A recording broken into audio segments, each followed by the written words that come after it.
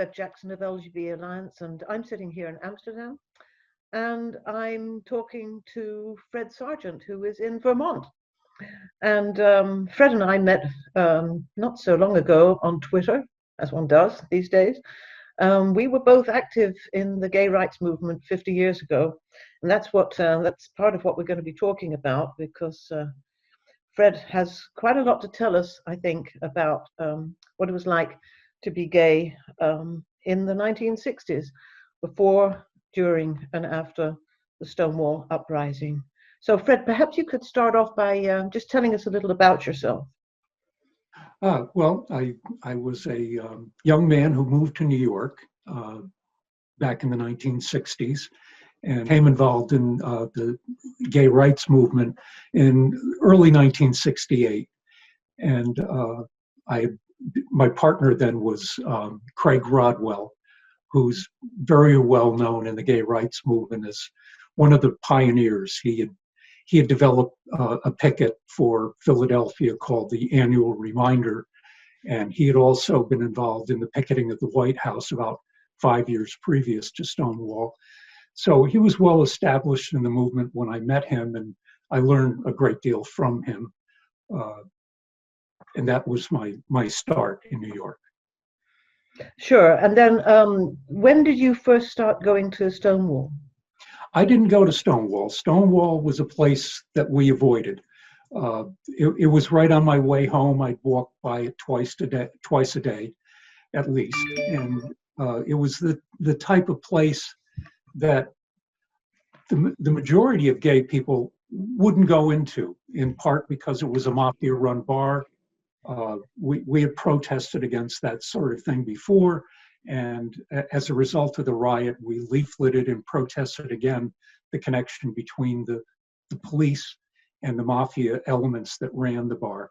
What was confusing about what happened then was that the agency that came in and raided the Stonewall was from uptown New York. They were in Midtown, and they were a specialized group, and the precinct, the 6th precinct in the Greenwich Village, did not know they were coming. So that led to some of the errors that led to the rioting that began that night. Well, why do you think that was, that they came from a different precinct? Because at that time, the police were notoriously corrupt. I ran a bookshop with Craig. Craig had founded it. It was the first lesbian and gay bookstore in the world. It was called the Oscar Wilde Memorial Bookshop. And shortly after I started working with him, a cop came in and told me that we were going to go on the pad, and our payment was $5 a week. And I told him, we don't do that. And within a day or so, our window was broken out of the shop. But we never started paying, so we never had to pay. Once you started paying, it got worse. And all of the bars paid. So they would pay the local precinct. And that's why the larger police agency of New York needed to send in specialized units, because their precincts were too corrupt to handle the problems that they had in the area, like the Stonewall. I heard at least the NPR broadcast on Stonewall, I don't know if you heard it, and I don't know if it was at all accurate, said that it was quite unusual for the police to raid that time of the night, that they would normally have raided before people got drunk and not afterwards. No, that it's actually the opposite. The raids always took place late at night. Mm-hmm. There was an after hours place that was a half a block from my apartment, and I had seen it twice. Mm-hmm. People lined up outside waiting to be taken away when the raid occurred, like at 1 o'clock or 2 o'clock in the morning. So that was a mistake that NPR must have made. Yeah, and you say you didn't go to Stonewall yourself, but you did witness what took place. Yes. On the night of June 28, 1969. So perhaps you could take us through it, because we get so many conflicting accounts of what happened that night. Well, that evening I had been over at a friend's apartment in Washington Square Village, and we'd had dinner and we played cards afterwards, and none of us had been drinking. So when we left at about 1 o'clock, we just walked across Washington Square and over Waverly Place, which leads right up to the front of the Stonewall. And we could see a crowd gathering out there, but nothing had happened at that point. So we joined the group and tried to find out what was going on. It was very confused. Nobody knew because the people inside the bar, they were isolated from us and they couldn't see what we were doing because they were inside the bar with the windows painted and that sort of thing. So as we started to learn, the paddy wagon arrived, and that's when Inspector Pine and the other officers began to bring out prisoners to put into the paddy wagon. And some of them went in very easily. They were virtually all drag queens. And a woman, a very butch lesbian, who we now know was Stormy DeLaravay, she was dragged out. And as she was dragged in front of us, she was just, 5 feet away. She said, "Why don't you guys do something?" And that's when all the yelling started. People started yelling gay power, cops and the mafia, all that sort of thing. And then people began to throw coins at the police saying, "Here's your payoff." So that was the start of things. I don't know what happened to her after that because a real melee began to occur and the police were driven back inside.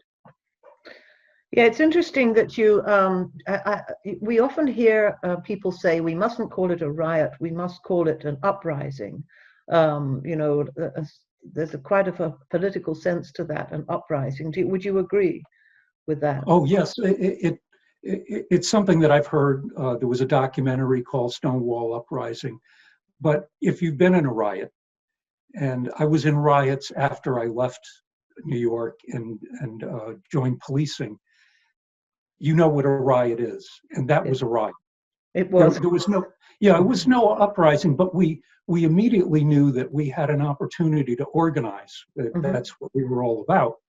So we went home that morning after the riot and started working on a leaflet to distribute to try to have a demonstration again that night in front of the Stonewall. And we leafleted for a few days. Again, it was an organizing effort and we seized it. We knew everything had changed that night. So you immediately understood it was a watershed moment that night. Oh, yes. Everybody, the whole gay community understood that. And what did you have? We didn't know that. We didn't know that we were. It was something that we were waiting for, but everyone seized that opportunity. It wasn't just our group. People who had never been involved in gay rights before became instantly involved in gay rights. They joined the Gay Liberation Front and other student groups around the city. Yeah. What was in your leaflet that you were handing out? What did you put in your leaflet? I can send you a copy. Yeah, please. I'd like to. Because it was about the issue of the mafia being involved with the police and controlling gay businesses and gay bars. So what was the aftermath of that night? How would you, because you say it was a watershed, so how did things change after that? Well, just the idea that people would turn out for a demonstration the next night. Normally when we did demonstrations or pickets, it was something that we self-organized. This was something that was very grassroots. It was getting 5,000 leaflets out onto the street the next day and making sure people knew that we were going to demonstrate. Was Stormy DeLaravay involved in that part of your action in the leafleting and in the getting people active and demonstrations? No, I never saw her again after that. I know she's been very involved, or had been until she passed, in the gay community, and was considered by many to be a parent figure, really. Could you say something about the relationships that you noticed between gay men and gay and lesbian women, and I don't know, bisexuals, transsexuals, drag queens, the whole sort of combination of different kinds of people who were involved in the gay rights movement at the time?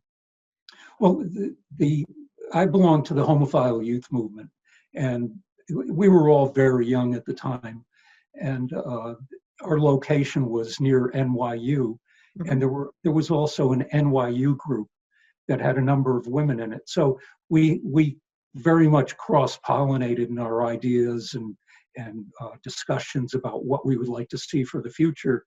And these were the same people that were involved in the creation of the Pride March a year later. Mm-hmm. That was in 1970, was the first Pride March. That's right. Yeah. And we had the first march, the first demonstration in London, which was also November that year, just shortly afterwards. Yeah. Did you feel that gay men and lesbians worked together well in the gay rights movement in the early years? You know, the years that you were involved in.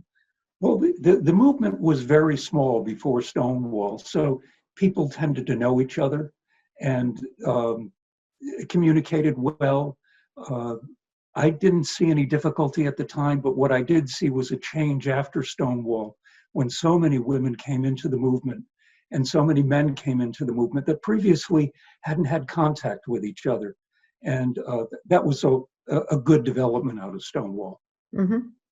And what about the role of drag queens and of transgender people that now we hear quite a lot about? Was that apparent to you that drag queens and transgender people were playing a very major role in the gay rights movement at that time? I did not know anyone transgender at the time that was involved in the movement. I didn't know a drag queen that was involved in the movement. Mm-hmm. Drag queens didn't come into the bookshop, so we really didn't have an interaction. And after the riot, drag queens did become involved, a few of them with GLF, mm-hmm. but the relationship was always difficult because drag queens at the time tended to be very, they were street people mostly, unless they worked in a club, and they were involved in street activities for survival. And we really didn't operate on that Well, when level. you say street people, you mean that they worked in sex industry? Yes. That was their, yeah. Mm-hmm. Yes, many of them did. I couldn't say for a fact that all of them did, but it was assumed if you saw a drag queen, they were there for that, particularly if they were in the area of the Stonewall, the park across the street. Were people still getting arrested after Stonewall? I mean, because we Yes. hear about this, people were still getting arrested. Yes, people still got arrested. There was a raid that was conducted, I forget how long afterwards, but it was in that same period at the Snake Pit. And one man was seriously injured when he was brought to the precinct, and he tried to jump out of a window and landed on a picket fence, an iron picket fence. How would you describe the changes that took place in the gay rights movement and in society, kind of wider East Coast society in the 1970s and the 1980s? How would you say things changed overall? Well, we were able to get more people to demonstrate. For instance, in the fall of that year of Stonewall, the Time magazine had published a cover story called "The Homosexual in America," and it was deeply homophobic and played on every stereotype you could imagine. I don't suppose you still have a copy, do you, Fred? Yes, I do. Could you possibly photocopy it and send me? That would be great. Sure. Yeah. Sure. Yeah. Yep. Thank you. Yeah. So any documentation that you have that you think might help to illuminate the story that we're hearing here, we'd very much like to have, and I can sort of add this to the recording. I think it will help our Sure. viewers a lot. Yeah. The demonstration itself was to protest Time's coverage and to get them to change their coverage. We wanted both things. We wanted a protest and a commitment from them. We'd never got a commitment, but they published a piece before the march in April, and all of the homophobic material that they had had previously disappeared from the article. Still wasn't the best, but it was a definite improvement. And so what year are we talking here that they made that? That was 1969. In 1969, we see this big shift from a tremendously homophobic article in Time magazine to a kind of cleansing article which was purged of the egregious homophobic remarks. Precisely. So there's a kind of in April of 1970. Right. So that's a really big, and that is, would you say that that's attributable to the Gay Liberation Front, that's, or to, I mean, this change in mood, what did it come from? There were many, many groups that were involved in that change, and Gay Liberation Front was certainly one of them. It was one of the larger groups because just by its dynamic, it attracted a lot of people. But that also led to its demise because of the way they operated. And what do you mean? Well, they were a little too loose in their operation, and it made it difficult to have constructive meetings. I went to one or two meetings, and I just couldn't spend the time on it with the nonsense that would go on. There would be political discussions that would go on for hours, and they weren't related to gay rights, so I had to pass on their operation. You were working as a police officer at that time, or not? Early? No, in 1973. In 1973, you were working as a police officer, and you carried on working in the gay rights movement as a police officer? No, at that time you couldn't. You could not have any political activity. Unlike now, apparently the police in the UK are taking sides. Yes, very much so. That's one of the more curious aspects of life in the UK at the moment. It would be better if it went back to the old way with the police. Yeah, I think we can definitely agree about that. But does that mean that as soon as you became a police officer, you kind of had to step back your activities? I could not be involved in any organizing. What did you think about that? How did that feel? Because I mean, I hope you didn't have to, as a police officer, go and join a raid. No. In fact, I worked a side job at a gay bar as the officer on the door, so I was popular. And that was no problem with you within the force. No. People, you were out. People knew I was gay, yes, but it wasn't it wasn't in the same sense as when I was working in the bookshop, where I was very much up front and on the street. And also going back to that time, most of the people that worked in the movement did not use their own name. Either their families had them change their name, or they used a pseudonym. And Craig and I were one of the people, or some of the people, that used our proper names at all times. What drove you to become a police officer? I needed a job. But I mean, and you didn't have a vocation. No, I had a friend who was working in policing, and he knew me. We had worked together in my family's business, and he thought I would be a person that would be good in policing. Were you? I thought I was. He went on to become a deputy chief. And you did hostage. What do you call it? Hostage negotiation. Hostage negotiation. Yeah. Could you tell us a little bit about that? Because that must have been an astonishing thing to be involved in. Well, at the time that I was working as a supervisor and then as a commander, I was one of the people that saw hostage negotiation as another technique, another tool that we could use in doing our job. And I had the great opportunity to meet Frank Bowles, who was a captain down in New York City. And I underwent training there with him and brought what I learned back to Connecticut and established the first hostage unit there. Do you have a particular memory of a hostage incident that really stands out in your mind? It was, yes, but it wasn't mine. It was in New York. And Frank had called me and said, "We've got a job." So I got into my car, put the lights and siren on, and drove to New York, right out onto the tarmac of the airport, where he was negotiating with airplane hijackers. Oh, and that was a great experience. And everybody got out safely? Yes. Well, Every job that Frank did, everyone got out safely. Every job that I did, everyone got out safely. well, that must have been a very, very good feeling. That's what your purpose was. Sure. Let's move to now, the present day, because it's strange, isn't it? 50 years on. I mean, I don't know, were you in favor of gay marriage always in the 1970s and 1980s? Was that something that you hoped to achieve within the gay rights movement? The first time I saw a gay marriage sign was in the first march in 1970.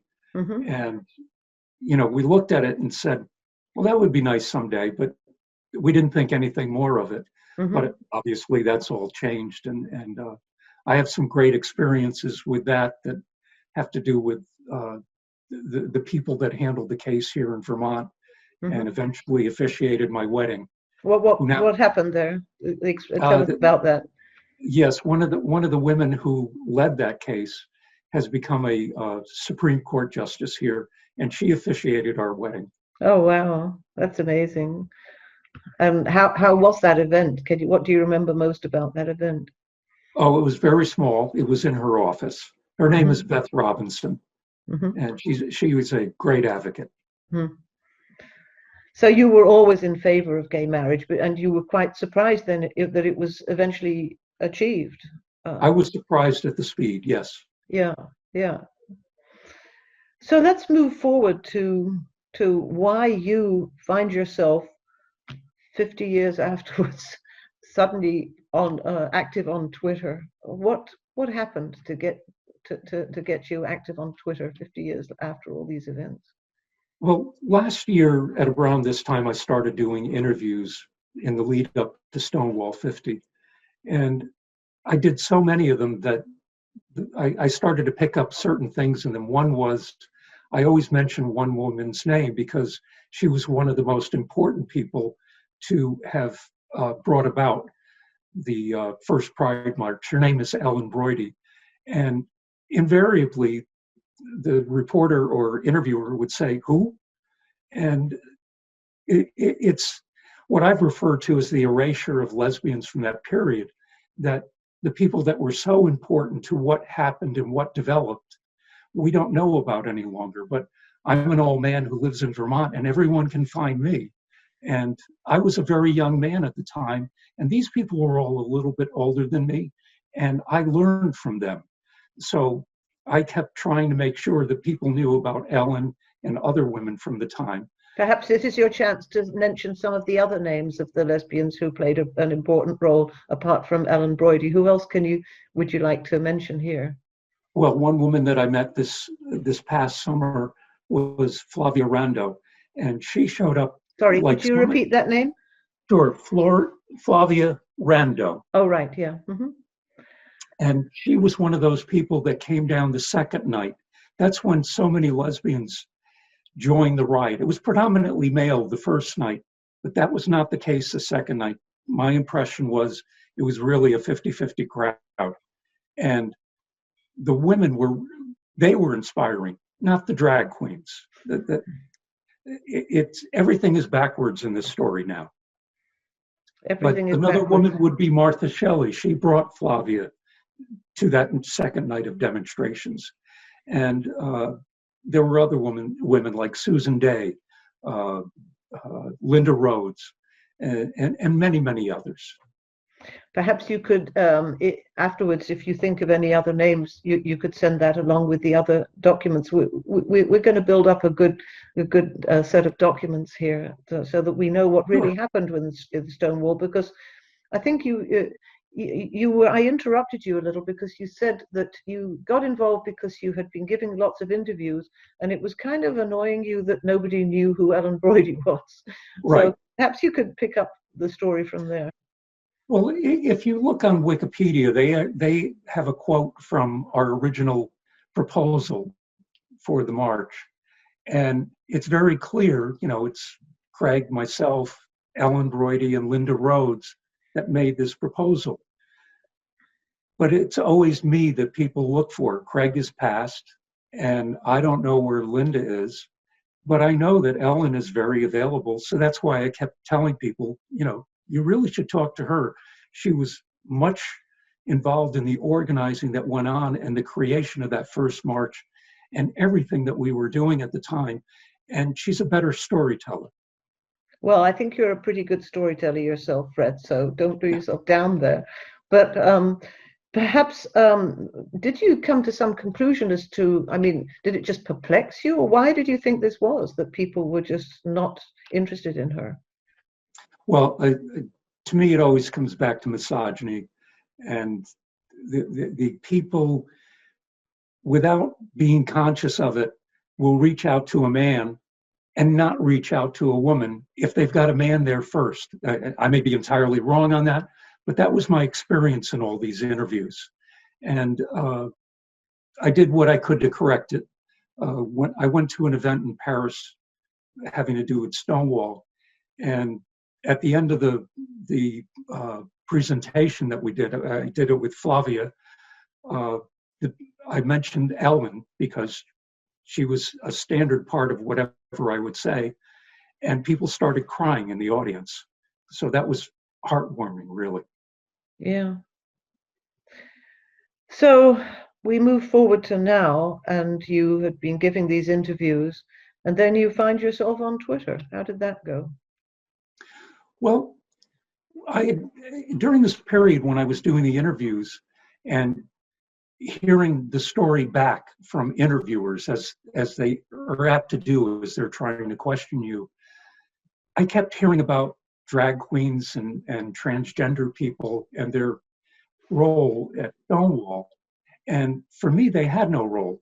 There were a dozen drag queens at the most there that first night. And I'm not the only one that says that. That's been published before by historians.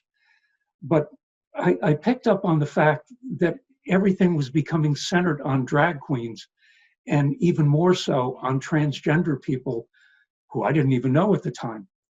And so I started to look at things and started to do a little bit of research, and was becoming more disturbed as I started to see what the story had become. So I believe it was maybe in November that I found the Alliance LGB website, and I had also met online Graham Linham, and he had suggested that I contact you, and that's how I started to get involved, but also started to make a presence on Twitter, because I saw on Twitter the story repeatedly told that it was drag queens and transgender people that led the riot, when I knew that was untrue. As you did more and more research, what did you discover as you, because we had a call a couple of months ago, and this was the first time that you were really getting interested in these can I say that, misrepresentations of history, would you Sure. say? Yeah. They're absolute misrepresentations, and that can be proved from the histories that we have today. The myth is something that's generated online, and it's taken on a life of its own.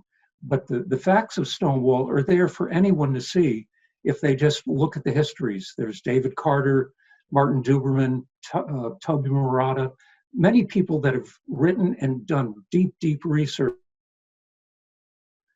the myth that's around today.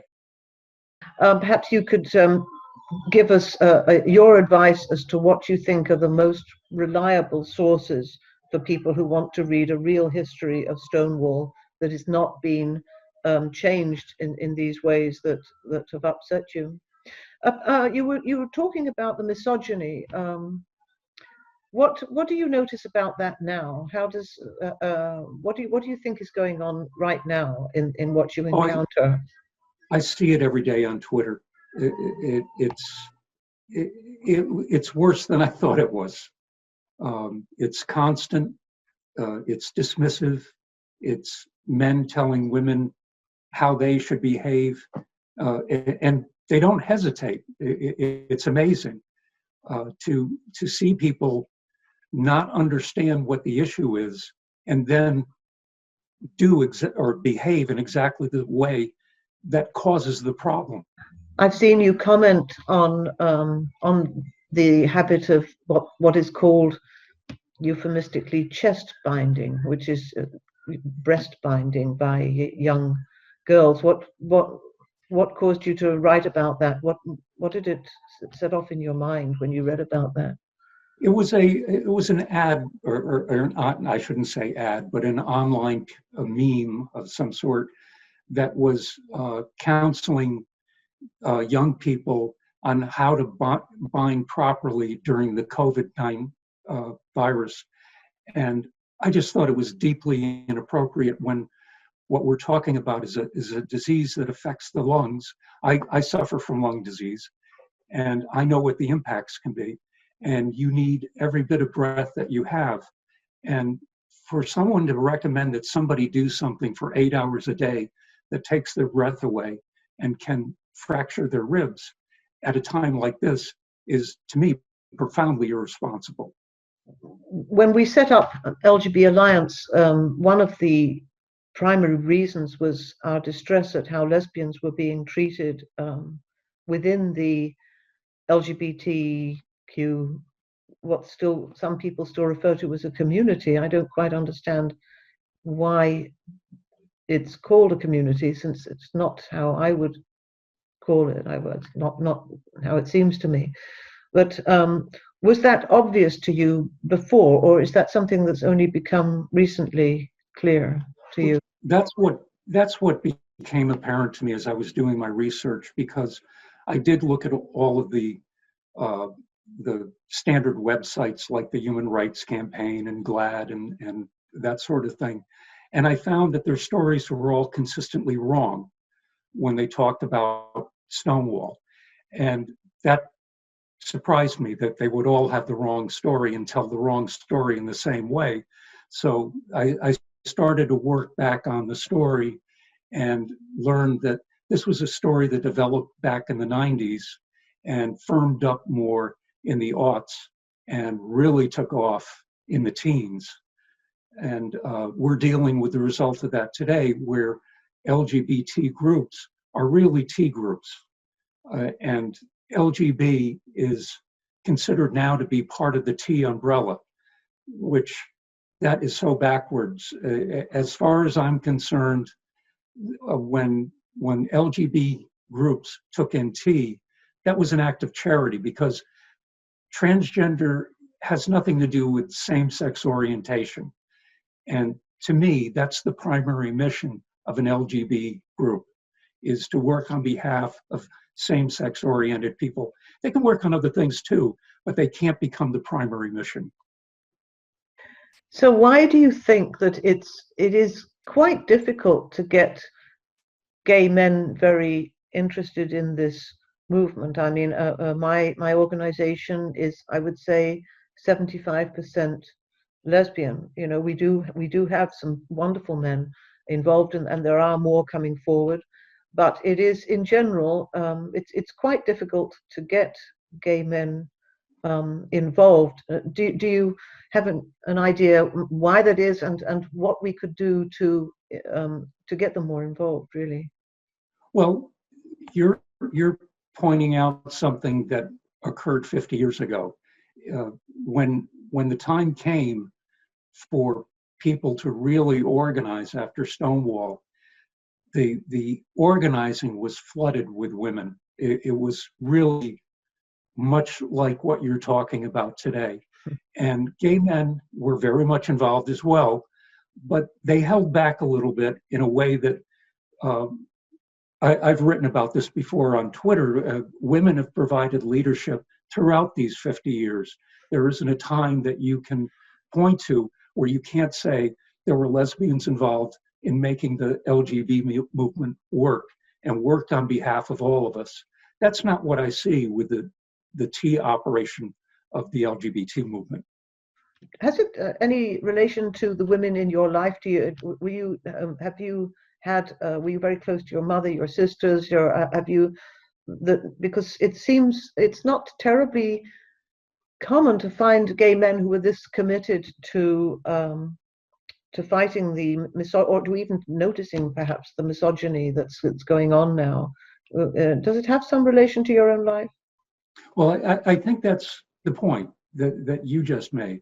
Many gay men don't notice it. This is just my opinion, but they don't notice it. They think about themselves, as we're all apt to do. But I think there's a difference between men and women that ends up being expressed in the organizing, why women step up so firmly as they do. It was women that stepped up during the AIDS crisis and healed as best they could so many of us and cared for us.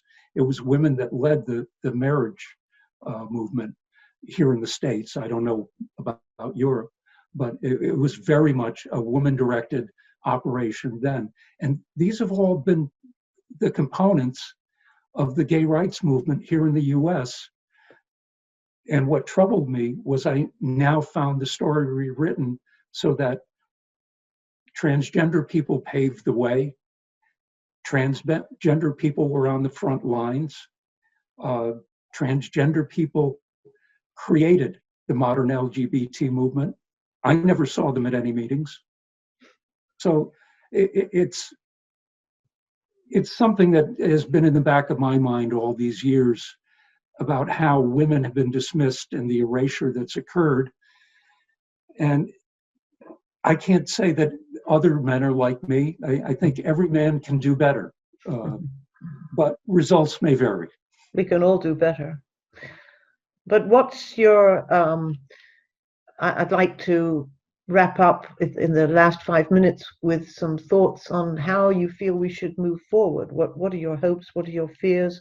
What do you think is promising about what's happening now? What is worrying? How do you feel about the moment that we're at now? And I'm not referring, because this interview is in the middle of the COVID-19 crisis, which is distracting everyone from gender matters, but I am talking specifically about how we move forward with this crisis in sex and gender and the denial of biological sex, which is causing so much havoc, I think, among our youth.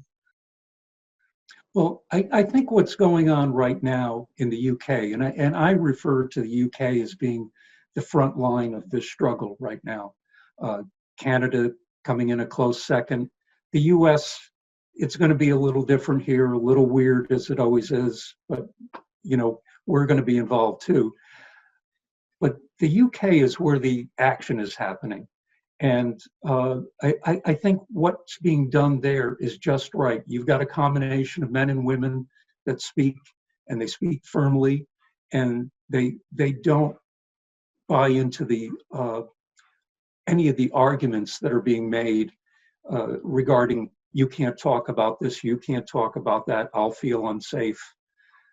There was a 75-year-old woman who lives near me here, a lesbian, and she was thrown out of a meeting because she made a young man feel unsafe. How did she do that? What was it that she did? By her presence. Her mere presence. Alone. Yes. Her presence made him feel unsafe. What terrible thing did her presence say to him? What had she said to make him feel Because she didn't believe as he believed. It was as simple as that. And that's been part of their message, which is no other beliefs are allowed. Yeah, there's a good video going around at the moment made by a gay man in which he points out that those people who believe that trans rights are the new frontier of the civil rights movement, that it's kind of just the next stage from gay rights, are completely wrong, because the gay rights movement, we were claiming rights for ourselves. We didn't ask anyone to change their own behavior or their own thoughts or their own language. Whereas that was no, you're right, that was no part of it back 50 years ago. Yeah. And I don't think LGB groups like yours are doing that today. We're simply saying we have a place here, we have a history here, and we need to get back to understanding that, and not this new narrative that's been created out of thin air.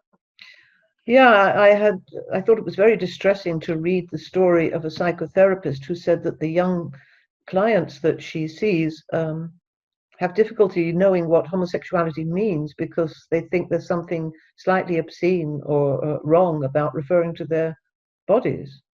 That right. They only refer to gender. It's as if their entire sexuality has been moved to their head. It's a mental thing. It's a very peculiar way to look at sexuality. It would have confused me when I was a kid. Well, yeah, it's confusing a lot of people, I think. Yeah. So what's the way forward, Fred? What do we need to do to try and correct this and get us back? I think the public organizing that's going on in the UK, and it's your group and other groups as well, is a very major first step. I hadn't heard of any of this 6 months ago, as you know, and I'm very encouraged. I'm an optimist. You are? Okay. Is there any final remark that you'd like to make before we wind up about how you're experiencing this yourself, what it's like to be living through this time and looking back at that time? Try not to lose your temper. I did today on Twitter, and I instantly regretted what I wrote. But well, you can delete it. Yeah, but yeah, they have screenshots. Don't lose your temper. That's your last word, Fred. Don't lose your temper. Well, thank you very much. You're welcome. Stand up, sing for the future.